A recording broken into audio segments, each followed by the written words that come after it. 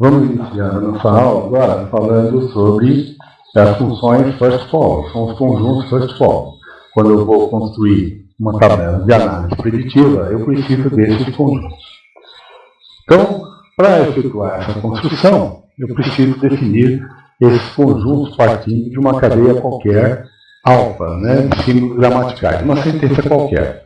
Então, esse conjunto, first alpha, é o conjunto de terminais que começam as cadeias derivadas de alfa, ou seja, todos os conjuntos, todos os terminais que podem iniciar a uma determinada sentença, eles estão nesse conjunto first. Se eu produzir a cadeia vazia de alguma forma por zero ou mais espaço, então essa cadeia vazia também vai estar nesse conjunto first. Bom, a partir do instante que eu identifico unicamente essas produções por meio do símbolo do conjunto first, aí eu posso usar o analisador sintático preditivo.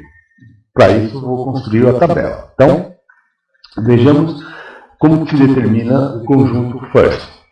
Primeiro, se um não terminal deriva a um terminal imediatamente, então esse terminal vai estar no conjunto first. Segundo, se eu tenho a possibilidade de derivar a cadeia vazia, então essa cadeia vazia vai estar no conjunto first. Finalmente, se o x é um não terminal e eu, de alguma forma, derivo a todos os anteriores a cadeia vazia, com certeza o first do y(k) estará no conjunto first de x. Então, vamos aplicar isso a essa gramática de produções aritméticas. Se observarmos as regras 5 e 6, elas iniciam basicamente com terminais. Então, eu estou aplicando basicamente o primeiro passo do meu algoritmo. Ou seja, esse primeiro elemento e esse elemento estarão em first de f. Mas, se eu observar a regra 4, lá na regra 4, eu vejo que o t, em algum momento, ele vai se transformar em f. Portanto, os terminais que iniciam o f também vão iniciar ao t. Então, eu vou acrescentar o first f ao first t. Finalmente, se eu observar a regra 2, a regra 2 ela também diz para mim que o e pode se transformar em t. Ora, se o e pode se transformar em t e o t pode se transformar em f, quem é first f vai começar no t também, vai ser first t, e quem é first t também vai ser first de e. Então, por analogia, a gente pode dizer que first e, first t e first f possuem os terminais, abre parênteses e id. Bom, agora vejamos como que eu faço para achar os seguidores, que eu uso a função seguinte, ou follow.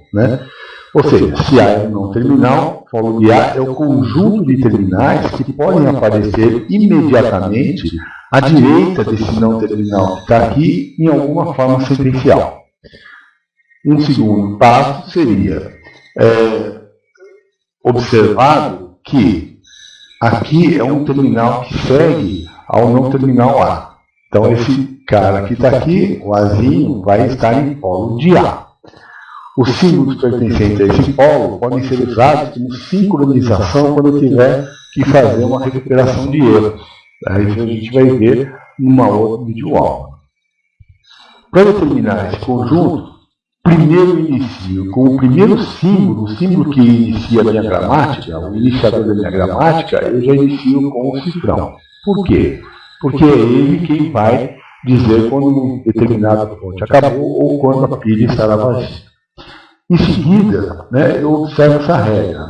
Essa regra ela diz o quê? Se existe uma produção desse tipo, tudo que está em first beta, com exceção da vazia, deve ser adicionado a follow de B. Óbvio, porque todo terminal que começa ao meu beta, ele vai seguir ao B. Portanto, ele nada mais justo que ele ser um seguidor. E se existe uma produção desse tipo, ou dessa forma, onde o beta contém um vazio, então quem está em follow de A deverá ser acrescido a follow de B. Vejamos como que a gente acha o conjunto follow para a gramática que a gente estava fazendo anteriormente, né? Se a gente observar aqui, ó, nós temos na regra 1 o símbolo de mais que já está seguido ao E. E temos o fechar parênteses que também está seguido ao E na regra 5. Portanto, depois de eu iniciar o follow de E, né? Por que eu inicio o follow de E? O primeiro passo dizia que eu deveria de acrescentar o cifrão ao meu iniciador. Então, o meu E começa necessariamente com o cifrão. Tá? Em seguida, eu vou observar que depois do E eu tenho o parênteses, fechar parênteses. Então, num passo eu coloco fechar parênteses e num seguinte passo eu coloco o símbolo de mais. Portanto, esses caras são seguidores de E. São o follow de E, fazem parte de follow de E. Então, follow de E, na verdade, tem esses três seguidores. Agora, se eu observar a regra 2, eu vejo que o E se transforma também em D. Portanto, se o E produz T, pelo passo 3, eu devo acrescentar quem é follow de E a follow de T. Pois, em algum momento, esses terminais aqui vão seguir ao T. Né? Finalmente, eu observo o seguinte, que depois de T, eu tenho um vezes. Portanto, esse símbolo de vezes está seguindo ao T. Então, além dos terminais que eu já tinha acrescentado a follow de T, eu devo acrescentar também o símbolo de vezes. E meu follow de T agora passa a ser este conjunto aqui. Aí eu observo que na regra 4, T produz F, o T também se transforma em F. Portanto, quem segue ao T também vai seguir ao F. Então, eu acrescento o follow de T ao follow de F e obtenho finalmente este conjunto e não existe nenhum outro passo que consiga acrescentar mais o terminal. Portanto, está encerrado os conjuntos first follow. Então, eu tenho aqui agora uma nova gramática onde eu quero descobrir quem é o conjunto first e quem é o conjunto follow. Lembre-se que essa gramática agora ela é equivalente à anterior. Né?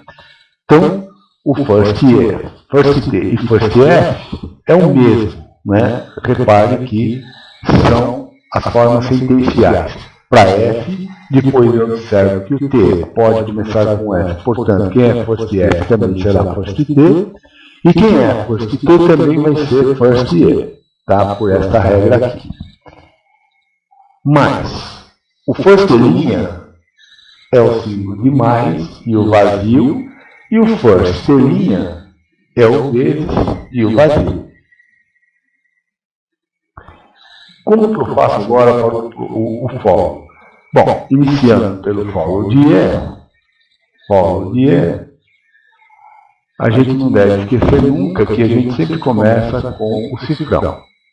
Tá?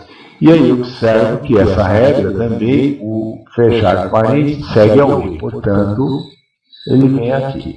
Nenhum outro lugar aparece o E do lado direito, portanto não haverá uma possibilidade de uma substituição para o novo terminal que seguirá ao E.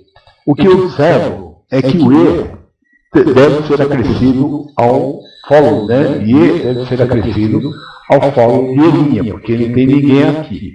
Então, o follow de E é igual a follow de E'. Mas, como E' vira vazio, então o follow de E também vai ser acrescido a follow de T. Com outro detalhe, né? Se eu observar depois de T, o mais pode aparecer quando eu substituir esta regra nesta outra. Então, já o follow de T vai ter um conjunto, além de igual ao follow de E', vai ter um novo não terminal mais. Porque quando eu substituir essa regra aqui lá em cima, ou seja, first de E', vai seguir ao T. Quem é first de E'? O mais. Ele vai estar atrás de T. Portanto, vai ser follow de T. E eu observo que o T também deve ser acrescido. Pela mesma razão que eu acrescentei o follow de E a E', o follow de T eu acresço também a follow de T'. Então, follow de T e follow de T' são iguais. Como o T' também vira vazio, eu devo acrescentar a follow de T a follow de F. E aí eu observo uma outra possibilidade, que follow de F recebe o follow de T, e eu observo que first de T' deve ser follow de F, portanto, esse vezes aparece também para follow de F, e eu encerro finalmente os conjuntos first e follow dessa